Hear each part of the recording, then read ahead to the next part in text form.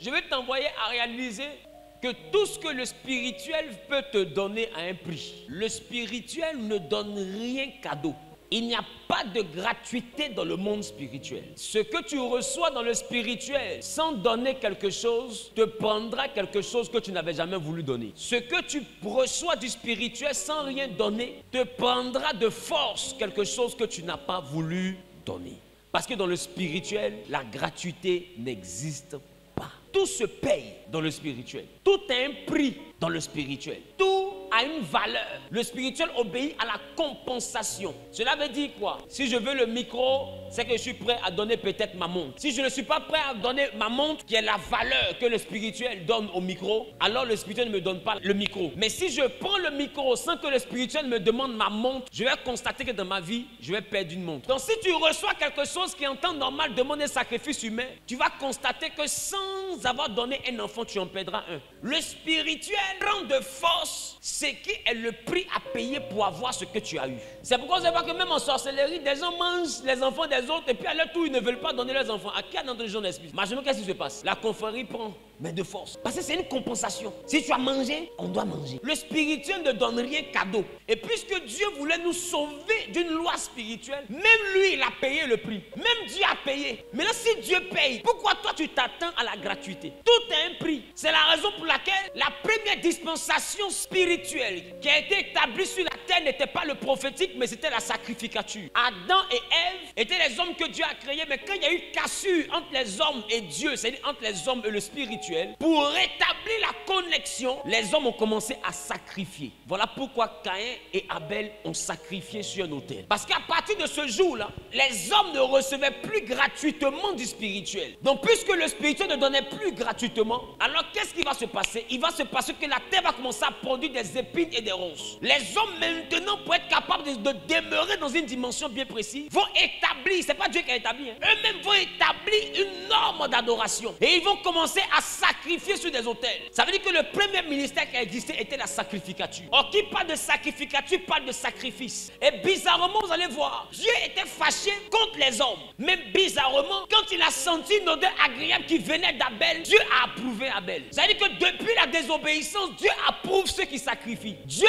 agrée le sacrifice. Dieu prend plaisir au sacrifice. Et d'ailleurs, pour vous qui me regardez sous un angle bizarre, c'est vrai que je ne suis pas gros, mais ne me regardez pas comme ça, ce n'est pas un handicap. Amen. Romains le chapitre 12, le verset 1er nous dit quoi? Je vous exhorte, frères, je vous donne un conseil. Et il dit, je vous demande même pardon. Offrez vous-même comme un sacrifice vivant, saint, agréable à Dieu. Ce qui sera de votre part un culte raisonnable. Cela veut dire que le culte raisonnable, ce n'est pas chanter. Le culte raisonnable, ce n'est pas danser. Le culte raisonnable, c'est sacrifier. Écoutez, faites attention à la loi du sacrifice. Parce qu'une loi sur laquelle, au sujet de laquelle Dieu et le diable sont d'accord, s'il y a bel et bien une loi sur laquelle les deux sont d'accord, c'est le sacrifice. Va chez le diable, il y a quelque chose que tu as donné. Alors beaucoup fuient le diable, viennent se cacher en Dieu parce qu'ils ont l'impression qu'en Dieu, Jésus a tout payé. Il n'y a plus rien à donner. Laisse-moi tousser. Jésus a tout payé pour que tu ailles au ciel. Jésus n'a rien payé pour que tu sois heureux sur la terre.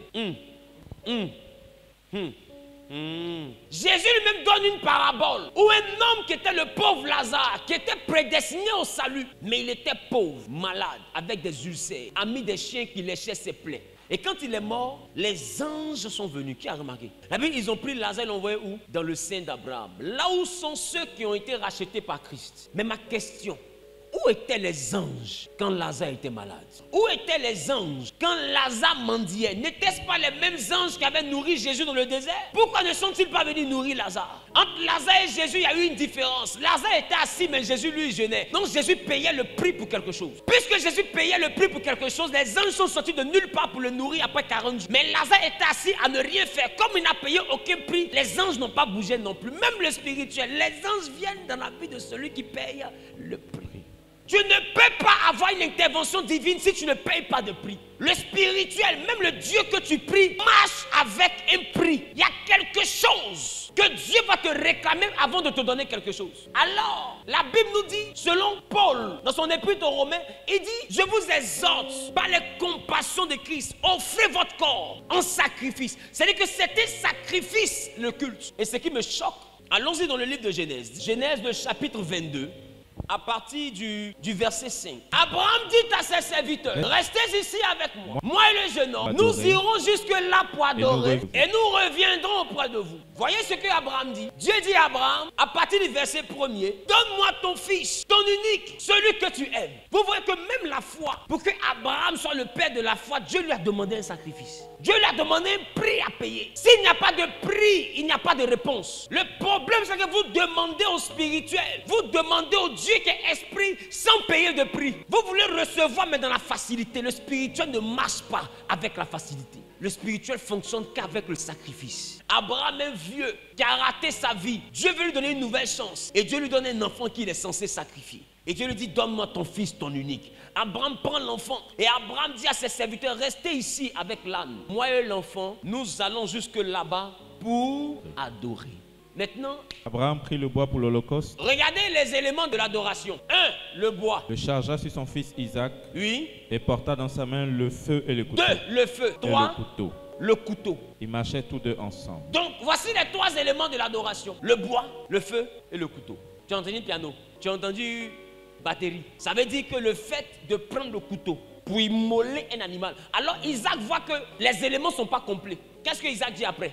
Alors Isaac parla à Abraham, son père. Isaac dit à son papa, mon père. Mon papa. Et il répondit, me voici mon fils. Voici. Isaac reprit. Il dit, voici le feu, le bois. Il y a le bois, il y a le feu. Mais où est l'agneau? Mais où est l'animal? C'est que Isaac, même qu'on appelait enfant, là, lui il sait que adorer Dieu, c'est sacrifier. Il demande à son papa, on va adorer, je suis d'accord, mais on sacrifie qui? C'est quoi on sacrifie? Parce que Isaac sait qu'on ne peut pas adorer sans sacrifier. Voilà pourquoi dans vos villages, pour adorer les gens, tuent les coqs, tuent les béliers, tuent les moutons, tuent les taureaux. Vous regardez et vous pensez qu'on peut adorer sans sacrifier. L'adoration demande des sacrifices. On adore les esprits, mais nous avons choisi d'adorer le plus grand de tous les esprits. Mais tu ne peux pas adorer sans sacrifier. Voilà pourquoi Paul dit aux Romains, je vous exhorte à offrir votre corps comme un sacrifice. C'est ça l'adoration. Si tu ne te sacrifies pas, tu n'adores pas. Et si tu ne sacrifies pas, tu n'adores pas. Regarde même Isaac. Abraham avait dit, attendez-nous ici, je vais avec l'enfant. Un enfant, même un enfant a compris qu'on ne peut pas dire on adore Dieu sans sacrifier. Pourquoi toi tu vas pas chez les féticheurs? Mais tu n'es pas un enfant. Toi-même tu sais qu'il y a quelque chose que tu as donné là-bas. Pourquoi tu viens à l'église? Mais tu te dis qu'ici Jésus a tout payé. C'est ça non? Mais voilà pourquoi tu as toujours galère dans l'église. Voilà pourquoi tu es à l'église et puis tout est échec dans ta vie. Ne t'inquiète, ça ne dérange pas ton salut. Ta misère ne t'empêchera pas d'aller au ciel. Sois sûr de ça. Sauf que tu serais un pauvre sauvé. La Bible dit le pauvre Lazare, quand il est mort, il ne payait pas de prix. Il ne jeûne pas, il ne prie pas, il ne fait rien. Qu'est-ce que Lazare fait comme activité principale? Il s'était assis à la porte. Voilà son travail. Lui s'assoit, il attend que quelque chose quitte le ciel pour venir. Rien n'a quitté le ciel jusqu'à ce qu'il meure. Il y a toujours un prix. Frère, que personne ne te trompe. Que personne ne te dise, je vais venir, je vais t'imposer les mains, ta vie va changer. Écoute, il te ment. Il peut t'imposer les mains, relâcher l'onction, mais pour que cette onction-là produise du fruit, il te faut payer un prix. Si tu veux monter dans le spirituel, il y a toujours un niveau plus haut de sacrifice que tu dois avoir. Si tu veux aller à un autre niveau, chaque niveau dans le monde spirituel demande un degré de sacrifice. Donc celui qui n'est jamais prêt à sacrifier dans le spirituel ne monte pas. Celui qui n'est pas prêt à sacrifier dans le spirituel ne monte pas.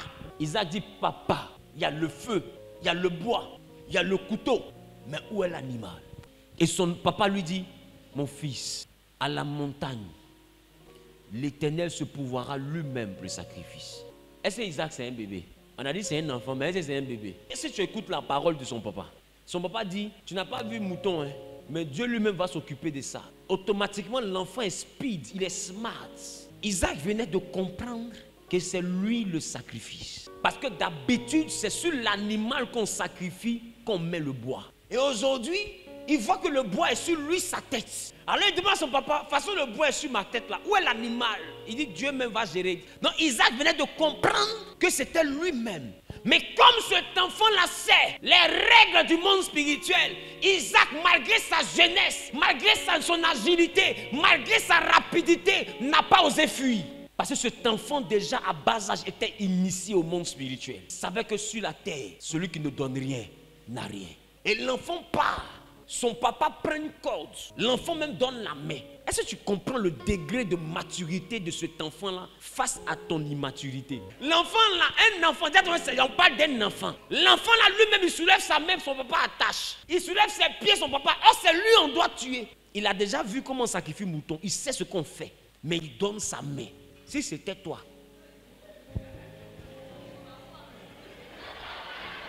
Tu as dribblé vieux là. Vieux les toi sur montagne là. Et gare Abraham si tu t'es échappé. Tu t'es dans l'église la plus proche. Mon papa est sorcier. Isaac a gardé le calme et le silence. Son père l'a mis sur l'autel. L'enfant a fermé ses yeux. Lui, dans son cœur, il est mort. Et puis s'il meurt, c'est normal. En fait, pour que cet enfant se couche, je vais t'envoyer à réaliser que lui, dans son cœur, s'il meurt dans un sacrifice, c'est normal. Regardez la mentalité d'un enfant. Isaac, c'est pire qu'un djihadiste. Mais attends, c'est pas un enfant ordinaire. Son papa attrape le couteau, l'enfant ne fuit pas. Soulève le couteau, l'enfant ne fuit pas. Fait en train de faire descendre le couteau, l'enfant ne bouge pas. C'est Dieu qui dit stop. C'est pas Abraham qui me fait peur, c'est Isaac. Moi, c'est pas Abraham qui me fait peur, c'est Isaac. Parce qu'un enfant normal ne se couche pas. Toi, tu es trop normal. Est-ce que toi, tu es un bébé? Dis à ton voisin, si c'est toi. Abidjan qui est doux comme ça. Ah, le vieux. C'est comment, mais tu es dans quel giga? Moi, de venir me coucher là. Il m'a dit, dis avec moi le sacrifice. Ce que vous ne savez pas, chaque prière et chaque degré que vous demandez à Dieu nécessite un sacrifice. Amen. Il y a un prix à payer. Aujourd'hui, tu es pauvre. Tu veux devenir riche. Ta prière ne suffit pas. Il y a un prix à payer pour que tu deviennes riche. Tu es stérile, tu veux enfanter. Qui t'a dit que prier seulement va te donner un enfant? À chaque fois que la prière seule monte, Dieu ne l'écoute pas. Écoute, quand tu pries, Dieu entend. Quand tu sacrifies, Dieu comprend. Quand tu pries, Dieu entend. Mais quand tu sacrifies, il comprend. C'est comme si quand tu pries, j'entends, mais c'est comme si tu parles chinois. Mais quand tu sacrifies, on traduit ça en français. Et puis je comprends. C'est pourquoi il a dit à Corneille, Actes des Apôtres, chapitre 10, le verset 31. Corneille, ta prière a été exaucée et Dieu s'est souvenu de tes aumônes. Oh, voici un homme qui priait, mais en dehors de prier, il sacrifiait. Il faisait des aumônes. Et au moment de l'exaucer, on ne lui dit pas que Dieu a entendu ta prière. Il dit Dieu s'est souvenu de tes aumônes. Ça veut dire que Dieu n'a même pas entendu la prière. Pendant que Corneille priait là, lui parlait. Mais Dieu regardait ses actions. C'est de ses actions que Dieu s'est souvenu pour exaucer sa prière. Donc c'est-à-dire que celui qui prie sans poser d'action, celui qui prie sans que Dieu n'ait de quoi se souvenir, n'aura pas de retour venant de Dieu. Il y a un retour venant du spirituel quand ce que tu demandes est appuyé par ce que tu fais. Ce que tu demandes n'est jamais au-dessus de ce que tu fais. Regarde ton voisin, demande à ton voisin, quel est ton degré de sacrifice? Quel est ton degré de sacrifice?